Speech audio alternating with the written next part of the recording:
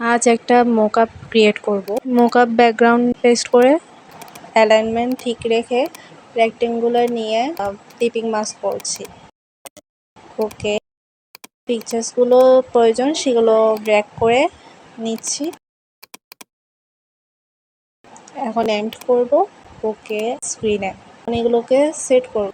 Normally ডিজাইনগুলো mockup করাই আছে, বাট আমি এটাকে আই ক্যাচ করার জন্য একসাথে প্রেজেন্ট করতে চাচ্ছি একটা ফ্রেমে। এখন এটাকে আবার নতুন করে ড্র্যাগ করে দেখি কি হয়। সেম ইস্যু, যতবারই এন্ড করে ততবারই কালার চেঞ্জ হয়ে যাচ্ছে। আচ্ছা, এটাকে বাদ দিয়ে বাকি দুটো ঠিক করে দেখি, পরে ওটাকে নিয়ে কাজ করব। ডিজাইন করা ইজি না, তবে কোনো কিছু টাফ হলে তার মানে হচ্ছে সেই জিনিসটা আপনার থেকে টাইম চাচ্ছে অনেক বেশি। এটা আপনার সেই ফিয়ান্সি অনেক বেশি বেশি টাইম চায়, অ্যাটেনশন চায়।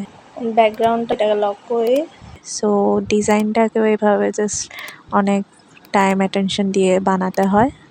ওকে, এটা আবারও সেম, এটা তো ঠিকই হচ্ছে না কোনোভাবে। ওকে, এটাকে ওপেন উইথ পেইন্ট দিয়ে পিএনজি ফরম্যাটে নিয়ে দেখি কি হয়। ওকে, এবার ঠিক আছে। পিকচারটা ভার্টিক্যালি শ্যুট করে, সো এটাকে আমি ভার্টিক্যালি প্লেস করছি, বাকি দুটো হরিজন্টালি শ্যুট করছে, সো এই দুইটাকে হরিজন্টালি সেট করছি। ওকে, এখন ঠিক লাগছে। এখন সেভ করে ফেলছি ফরম্যাটটা। সো প্রজেক্টের যে ট্যাগলাইন আছে সেটা ঠিক করে সেট করছি। এখন সেভ করে ফেলছি। ডিজাইন ডান।